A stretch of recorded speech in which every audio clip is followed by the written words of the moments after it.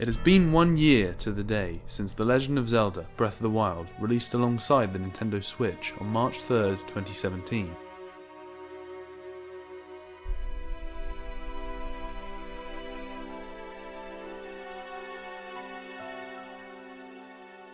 I received my copy on release day and I have been enamoured with the world and gameplay of what I consider the greatest game of all time, ever since. Today, I want to explore the significance of the game, what it did so right, the current state of the game with all the currently announced DLC having been released. I also want to touch on what the future could hold for Breath of the Wild and the Zelda franchise as a whole.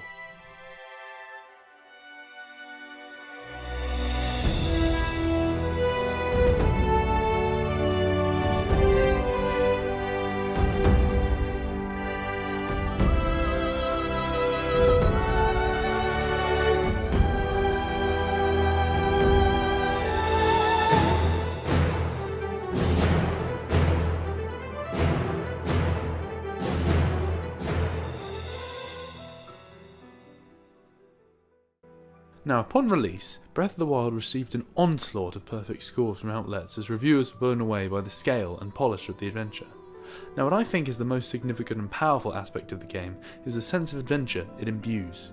I have never experienced a game which provided me with such genuine excitement to explore and discover. As soon as you step off the Great Plateau, the entire world is open to you, and you already have the tools and abilities to discover it. However, it's up to you to work out how, and there is no one true way to explore Hyrule. For me, paired with a colourful and varied world, the ability to climb virtually anything in the world, limited only by Link's stamina, is the true genius stroke which leads to a wealth of varied gameplay experiences. One simple joy of the game is seeing a landmark off in the distance and thinking, how can I get there? And invariably, you can get there.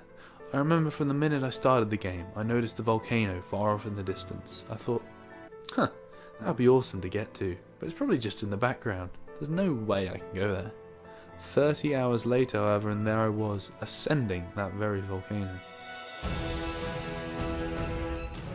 The variety in landscapes is remarkable, and it really makes it feel like a world rather than just an open area. There are open plains, vast deserts, canyons, lakes, rivers, snow-capped mountains, mesas, peninsulas, the volcano, and many more besides. However, through clever rewards which feed back into the gameplay, you're not just stumbling about with no purpose. Your reward for traversing these locales will invariably shrines or korok seeds, which between them allow you to increase your stamina, hearts, and how much equipment you can carry. Not to mention the shrines are insanely fun, and you know you have the tools to solve each and every one. All you need to do is get creative.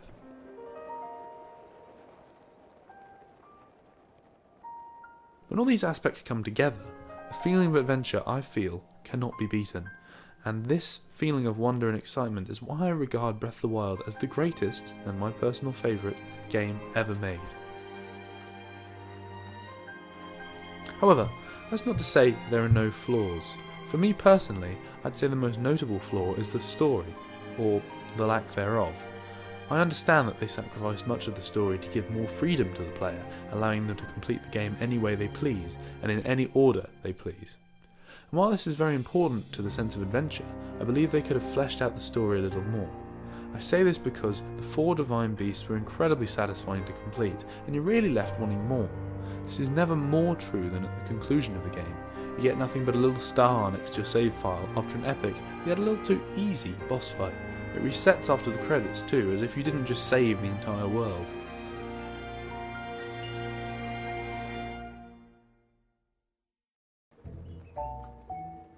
I hope that this would be addressed in the 2 main DLC packs, perhaps continuing the story, allowing you to see Hyrule post-Ganon occupation.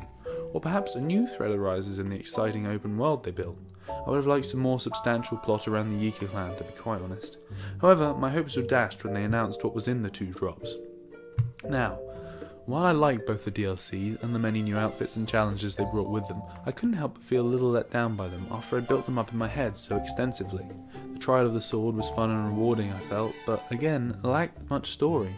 The Champion's Ballad was again, gameplay-wise, exceptional, but was really just a bunch of challenges loosely connected by some encounters Link had with the Champions 100 years ago. The Master Cycle Zero is a fun addition which comes in handy for zipping about to grab those Korok seeds you missed, but I would like to see some kind of new locations introduced for us to explore on it, for those of us who have put hundreds of hours into the game.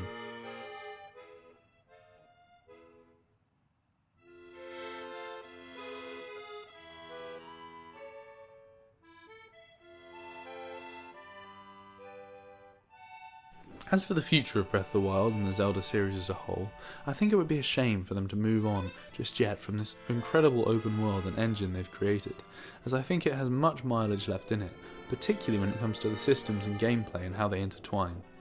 I'd like to see at least one more DLC for the game, maybe in 2018 or even 2019, which is more a la the Witcher 3 DLCs, adding a new area or world with new people to meet and stories to explore. As for the franchise as a whole, I can't see them ever being able to return to the old, more linear Zelda gameplay anytime soon without it feeling like somewhat of a step backward from this seminal work. That's not to say they couldn't return to it in somewhat more of a side game, but the next big, mainline game needs to be of Breath of the Wild's ilk. That will not be for some time, however, but in the meantime, I'm holding out hope for Switch re-releases of Wind Waker HD and Twilight Princess HD, and with Hyrule Warriors coming to Switch, this seems fairly likely. Whatever happens, I know I won't be forgetting about my adventures in Breath of the Wild anytime soon, and I'm always on the lookout for the next game which can capture the spirit of adventure and exploration half as well as what I've experienced from it over the past year.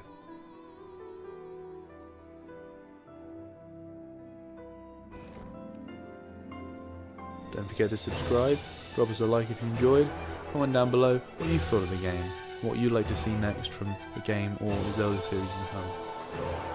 Thank you for listening.